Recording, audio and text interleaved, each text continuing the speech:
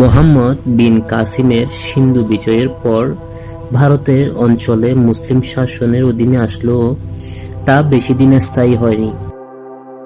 ভারতের প্রথম স্থায়ীভাবে মুসলিম শাসন প্রতিষ্ঠা করেন মুইজউদ্দিন মুহাম্মদ ঘুরি, যাকে সকলে লৌহ মানব হিসেবে চিনে। ইতিহাসের অধ্যায়ের এই ভিডিওটিতে আমরা ভারতের মুসলিম শাসনের প্রতিষ্ঠাতা মুইজউদ্দিন মুহাম্মদ ঘুরির জীবনী আপনাদের সামনে তুলে ধরব। মুইজউদ্দিন মুহাম্মদ ঘুরি 1149 খ্রিস্টাব্দে বর্তমানের আফগানিস্তানে ঘুর অঞ্চলে জন্মগ্রহণ করেন। তার বাবা প্রথম বাহাউদ্দিন শাম ছিলেন ঘুরের একজন স্থানীয় শাসক।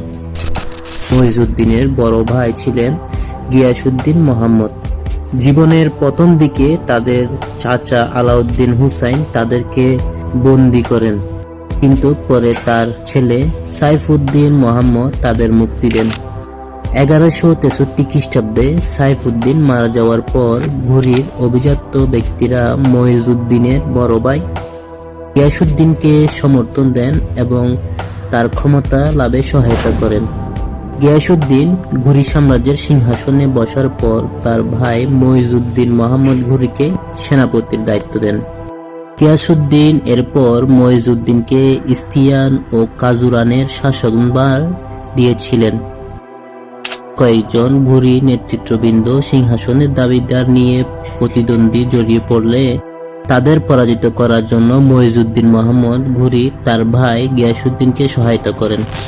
1202 খ্রিস্টাব্দে সুলতান গিয়াসউদ্দিনের মৃত্যুর পর মুইজউদ্দিন মুহাম্মদ ঘুরি সিংহাসনে আরোহণ করেন। তিনি সিংহাসনে আরোহণের পূর্বেও তিনি বিজয়ে ছুটেছিলেন। তিনি ভারতীয় উপমহাদেশের বিভিন্ন অঞ্চল বিজয়ের জন্য মনোনিবেশ করেন এবং তিনি ভারতে অভিযান শুরু করেন। মুহাম্মদ ঘুরি ভারতের অভিযানের মূল উদ্দেশ্য ছিল ইসলামী শাসন প্রতিষ্ঠা করা, তেমনি রাজনৈতিক উদ্দেশ্যও ছিল। মুহাম্মদ ঘুরির ভারতে অভিযানের পূর্বে ভারত বিশৃঙ্খলার মধ্যে ছিল। ভারতের নিচু জাতের মানুষদের উপর অত্যাচার করা হতো। মুহাম্মদ ঘুরির উদ্দেশ্য ছিল ভারতের বৈষম্য থেকে মানুষদের মুক্ত করা এবং ভারতে ইসলামী আইন প্রতিষ্ঠা করা। তাই সে স্বপ্ন পূরণের লক্ষ্যে মুহাম্মদ ঘুরি 1175 খ্রিস্টাব্দে প্রথম ভারতে আক্রমণ করেন। ওই বছর তিনি মুলতান এবং সিন্ধু জয় করেন। তারপর তিনি উচ দুর্গ আক্রমণ করেন। উচ দুর্গ ছিল ভারতের সবচেয়ে শক্তিশালী দুর্গের মধ্যে একটি। উচ দুর্গ জয়ের 2 বছর পর 1178 খ্রিস্টাব্দে তিনি গুজরাট আক্রমণ করেন, কিন্তু গুজরাটের রাজপুত রাজা ভীম রাওয়ের কাছে পরাজিত হয়ে তিনি আফগানে ফিরে আসেন। 1179 থেকে 1186 খ্রিস্টাব্দে মধ্যবর্তী সময়ে মুহাম্মদ ঘুরি আবারও ভারত অভিযানে নামেন। লাহোর এবং পাঞ্জাবে গজনীয় শাসকদের পরাজয় করেন। লাহোর এবং পাঞ্জাবের ঘুরি সাম্রাজ্যের অন্তর্ভুক্ত করেন। এরপর মুহাম্মদ ঘুরি মধ্য ভারতে বিজয়ে অগ্রসর হন। এই সময় তিনি কনৌজ ও বুন্দেলখন্ড বিজয় করেন। 1191 খ্রিস্টাব্দে তিনি দিল্লি ও আজমিরের চৌহান বংশীয় রাজা পৃথ্বীরাজের বিরুদ্ধে তিনি যুদ্ধে লিপ্ত হন।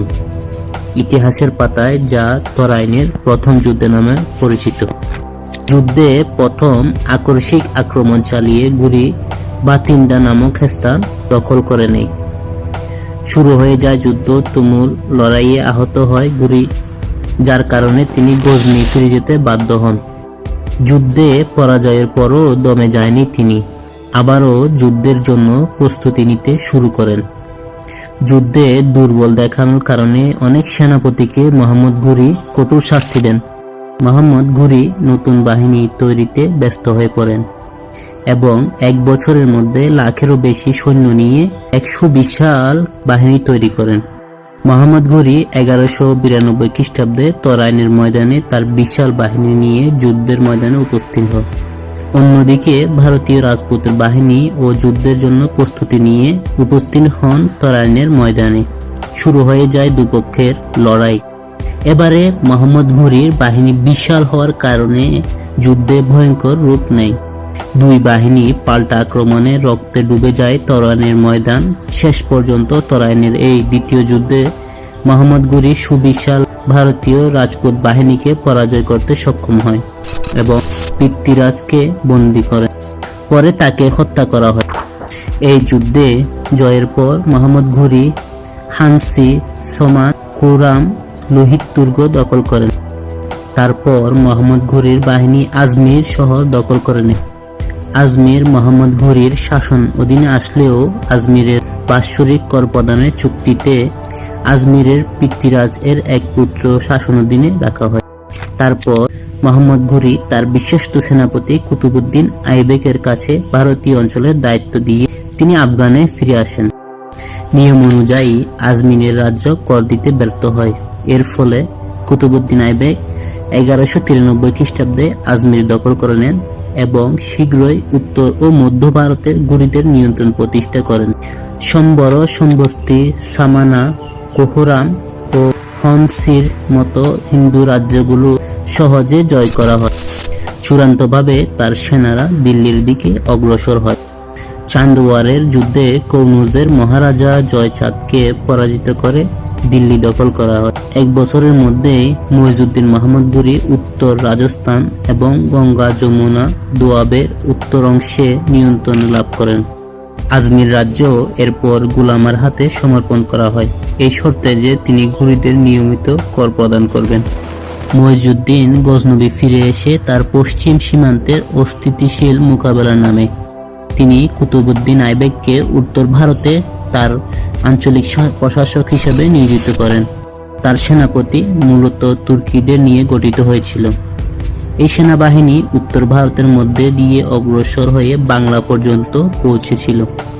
মোহাম্মদ ঘুরির বাহিনী ভারতের অনেক অঞ্চল বিজয় করলেও তিনি ভারতে বসে এই সাম্রাজ্য শাসন করেননি। তিনি তার বিশ্বস্ত সেনাপতি কুতুবউদ্দিন আইবেককে ভারতের শাসন দায়িত্ব দিয়েছিলেন। 1202 খ্রিস্টাব্দে ঘুরি সাম্রাজ্যের সুলতান গিয়াসউদ্দিন হেরাতে মারা যান। তারপর তার উত্তরাধিকারী সূত্রে মইজউদ্দিন মোহাম্মদ ঘুরি সাম্রাজ্যের সুলতান হন। তার ক্ষমতা লাভের অল্প সময় পর খুরাসান এর শাসক দ্বিতীয় মোহাম্মদ তার সাম্রাজ্যে আক্রমণ চালান এবং হেরাতে অবরোধ করেন। মইজউদ্দিন এই আক্রমণ প্রতিহত করেন এবং এরপর খোয়ারিজমে তাকে ধাওয়া করেন। মইজউদ্দিন তাদের রাজধানী গুরুগঞ্জ অবরোধ করেছিলেন। দ্বিতীয় মোহাম্মদ কারাখিনাত খানাতের কাছে সহায়তা চান। তারা দ্বিতীয় মোহাম্মদের সাহায্যের জন্য সেনাদল প্রেরণ করেন। কারাখিনাতদের কাছ থেকে চাপ আসার কারণে মইজউদ্দিন মোহাম্মদ অবরোধ তুলে ফেলতে বাধ্য হন এবং তিনি সেখান থেকে ফিরে আসেন। তবে ঘুরে ফেরার পথে 1204 খ্রিস্টাব্দে অন্ধকুদে তিনি পরাজিত হন। মইজউদ্দিন ঘুর পৌঁছাতে সক্ষম হন এবং খোয়ারিজম ও কারাখিনাতের বিরুদ্ধে পাল্টা আক্রমণের প্রতিশ্রুতি নেন। এরপর কিছুকাল পর পাঞ্জাব ও তার পার্শ্ববর্তী অঞ্চলে বিদ্রোহ দেখা দেয়। ফলে পাল্টা আক্রমণের পরিবর্তে তিনি পাঞ্জাবে শৃঙ্খলা ফিরিয়ে আনতে মনোনিবেশ করেন। 1206 খ্রিস্টাব্দে মইজউদ্দিন মোহাম্মদ ঘুরি ভারতের বিষয়ে মীমাংসা করেন। তিনি ভারতের দায়িত্ব তার দাস কুতুবউদ্দিন আইবেকের কাছে সমর্পণ করেন। এরপর গজনি ফেরার সময় তার কাফেলা সোহাওয়ারের কাছে দামিয়াকে বিশ্রামের জন্য থামে। এটি বর্তমানে পাকিস্তানের পাঞ্জাবের অন্তর্গত। 1206 খ্রিস্টাব্দে 15 মার্চ মাগরিবের নামাজ পড়ার সময় তিনি নিহত হন। তার হত্যাকারী প্রকৃত পরিচয় নিয়ে বিতর্ক রয়েছে। কারো কারো মতে এই হত্যাকাণ্ড স্থানীয় গাখারদের দ্বারা সংঘটিত হয়েছিল, আবার কারো মতে তিনি খোখার বা ইসমাইলিদের হাতে নিহত হয়েছিলেন। এইভাবে সমাপ্তি ঘটে ভারত বিজয়ী মুসলিম বীর মইজউদ্দিন মোহাম্মদ ঘুরির জীবনীর। তার কোনো উত্তরাধিকারী ছিল না, যার কারণে তার সাম্রাজ্য তার বিশ্বস্ত দাসদের মধ্যে বিভক্ত হয়ে পড়ে। এরপর মইজউদ্দিন মোহাম্মদ ঘুরির বিশ্বস্ত সেনাপতি কুতুবউদ্দিন আইবেক দিল্লিতে মামলুক সাম্রাজ্য প্রতিষ্ঠা করেন। ইতিহাসের অধ্যায়ের এই ভিডিওটি যদি আপনাদের ভালো লেগে থাকে তাহলে চ্যানেলটি অবশ্যই সাবস্ক্রাইব করে পাশে থাকার অনুরোধ রইল।